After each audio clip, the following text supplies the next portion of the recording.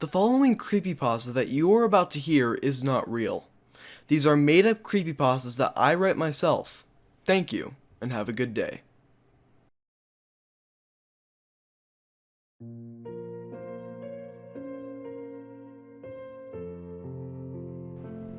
In 6th grade, I remember having a lot of substitute teachers to fill in for my homeroom teacher. While my 6th grade homeroom teacher was very nice and smart, he had a somewhat weakened immune system, and therefore got sick a lot, and a lot of substitute teachers had to fill in for him. I honestly can't remember all the substitute teachers I've had, but I do remember Miss Wayne. She was just as good as my homeroom teacher, and she always made sure everyone in the class was working, but was also enjoying the day. There was also Mr. Elon, who was very out there and enthusiastic. He would crack jokes and always make sure everyone was having fun. And there was Mrs. Viridian, who was old, cranky, and for every day she was filling in, she yelled at every kid who made the slightest of mistakes. She always thought that boys were up to something all the time, so she flipped out on boys more than girls. But there was one substitute who was very different from the rest. He only filled in for 1 full week, and we never saw him again. He, believe it or not, actually made me question all existence. His name was Mr. Cottard. It was April 8th, 2002. Me and my other classmates started filling the classroom as we sat down in our desks with our books sitting in front of us. I remember looking up and seeing a man writing something on the blackboard. He turned around and next to him were big white letters reading Mr. Cottard. Mr. Cottard was tall and just slightly overweight. He had a bald head with a slight stubble. Alright class, my name is Mr. Cottard. I will be filling in for Mr. Glenn as he isn't feeling very well at the moment. This wasn't really that surprising. This had happened numerous times over the year, substitute by substitute introducing themselves nearly the exact same way. They would say their name and explain that Mr. Glenn was sick and couldn't come in. But after Mr. Cottard introduced himself, my classmates and I were honestly kind of curious as to what this new substitute might have to offer. Because we have never seen him at that point, and we never saw him filling in for other teachers in the school. So it was obviously his first time. But our curiosity was then later replaced by sighs and bored moans, as Mr. Cottard said that he doesn't mess around and that he expects us to work. Listen class, don't get excited because I don't mess around, and I will expect you to work.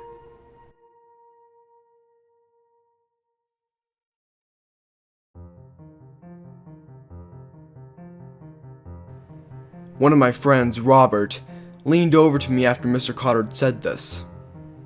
Hey, Clyde, how high do you think this guy would be on the boring scale?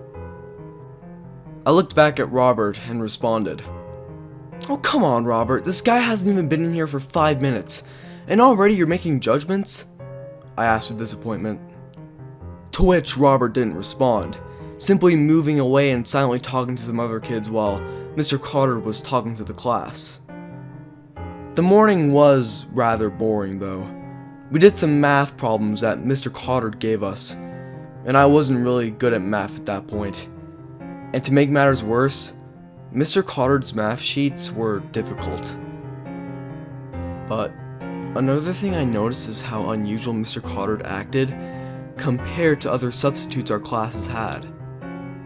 The other substitutes we would have simply would just sit at the teachers' desks doing paperwork while the class worked on whatever we were working on. Mr. Cottard, however, simply stared at the class from the teacher's desk, sometimes staring at certain students. I never understood why he did this, but later in the day after recess, Mr. Cottard started teaching us science, and instead of teaching us what we were currently learning, he decided to initiate the Cottard Space. Alright class, for this science class, We will be having the Cottard Space, Mr. Cottard said cheerfully. Me and my classmates simply looked at him with confusion, wondering what he was talking about. Mr. Cottard then explained that the Cottard Space was where the students were given a list of different objects, and when a student was called upon, they had to choose one of those objects on the board and explain what they think they are made of. Not a material, but the things that make up the material. Mr. Cottard started writing a list of things on the blackboard. Things such as pencils, glass, power cords, baskets, and a number of other things. Mr. Cottard completed the list and then called upon my friend Elijah, who at first appeared to be sleeping, but then jolted his head upward to face Mr. Cottard. What are we doing? Elijah asked. The entire class started laughing, but Mr. Cottard silenced everyone. You are clearly not taking this seriously. You appear to not have the mental capacity to understand what you will be learning later on. Go sit outside and wait until you can come back inside.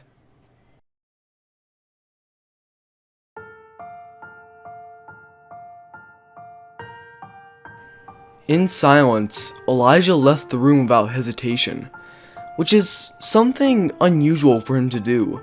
Usually when something like this would happen, he would say something snarky or rude back to the teacher, causing him to get into more trouble. But this time, he just left and didn't say anything. You, Clarissa, Mr. Cottard said as he pointed to another kid. A girl named Clarissa. I was actually kind of surprised because Mr. Cottard somehow knew everybody's names. Usually when there's a substitute, they would have to ask what the student's name is, but Mr. Cottard apparently knew everyone right then and there. I couldn't think of any reason why Mr. Cottard knew our names, so I just decided not to think about it. But anyway, Clarissa was the quiet, shy girl in class, but she appeared to be really smart when it came to doing assignments and tests and grades. She took a moment before choosing one of the things listed on the board, and she eventually chose the power cord. Alright, the power cord. What do you think it's made of? Mr. Cottard asked. Clarissa paused again.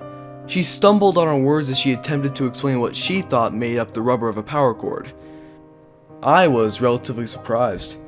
Not even she knew how to explain what made up a power cord. I don't know, Clarissa quietly said. Well, you, James, Mr. Cottard said as he pointed to a boy named James. James was another one of my friends. He was rather annoying and would make jokes that weren't always that funny. But nevertheless, he was one of my best friends at the time, and he still is. Sometimes I rather feel sorry for him, because usually when he tries to talk to anyone, including the kids in our friend group, he would be greeted with silence, and he would usually have to say someone's name at least 5 times before he can get any sort of response. But when Mr. Cottard called on him, James took a good look at the list of things on the blackboard. I'll do glass, James said out loud this time. Mr. Cottard and the rest of the class waited for James to explain what he thought made up glass, and he didn't know either. Mr. Cottard didn't hesitate as he stopped James and finally called upon me. Alright, thank you, James. Let's do Clyde next, Mr. Cottard cheerfully said, pointing to me. I looked around, as nearly everyone in the class had their eyes on me. I looked at the blackboard, and quickly selected a choice. I'll do the pencil, I said confidently. A part of me thought that I could outdo everyone else in the class by actually giving a good response on what I think makes up the material of a pencil. But to be honest, it's actually surprisingly difficult when you really start thinking about it. What is a pencil made up of? Wood, but what exactly is wood made up of? Wood comes from trees, but... My train of thought was immediately cut off by the sound of the bell ringing. It was the lunch bell. Well, it's time for lunch. We'll continue this when we come back inside, Mr. Cottard said cheerfully. I got up from my desk and left the classroom along with my other classmates. But before leaving, I took a look back at Mr. Cottard. He was standing in front of Mr. Glen's desk with something in his hand. I couldn't see what he was holding, but it seemed to look small and it seemed to be light red. Mr. Cottard was looking down at this object. He seemed to be examining it until he looked up at me. I looked away and continued on. Usually at recess, my friends and I didn't really play on the playground. We simply walked aimlessly near some of the rocks near the school and talked. And the stuff that we talked about wasn't really that important. We'd talk about stuff that had happened to us, our favorite video games, all of that usual stuff.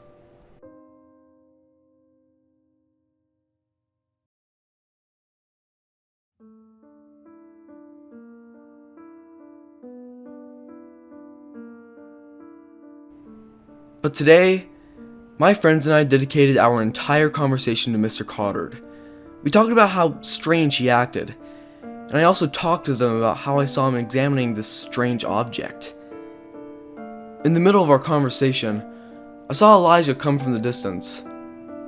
"Hey, you guys talking about Mr. Cottard?" Elijah asked aloud. "Yeah, why?" Robert replied. "Well, before I came out here, he told me some pretty weird stuff."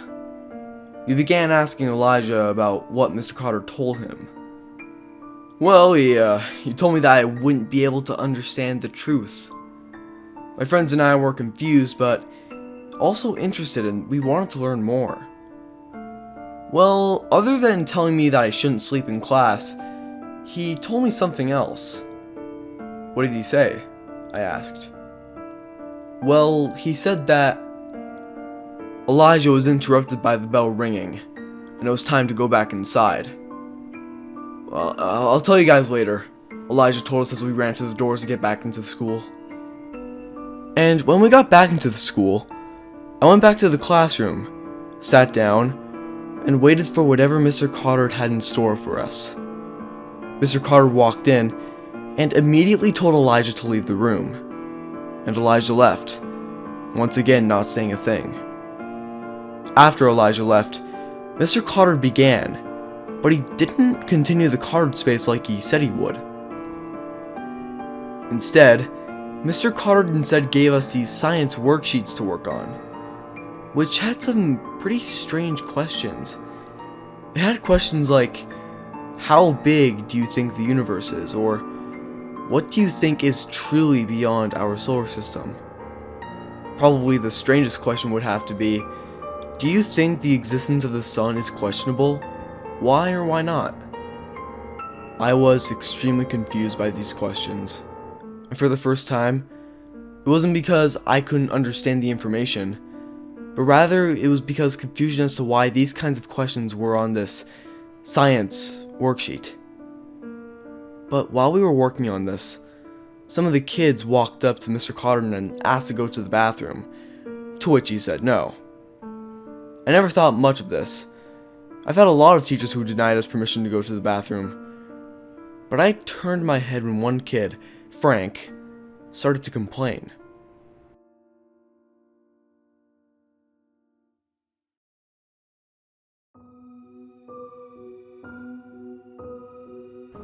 "Come on, Mr. Cottard, I really need to go. It's an emergency," Frank pleaded. Mr. Cottard sighed. "No, you cannot go to the bathroom," Mr. Cottard said in a quiet but slightly irritated tone. "Why?"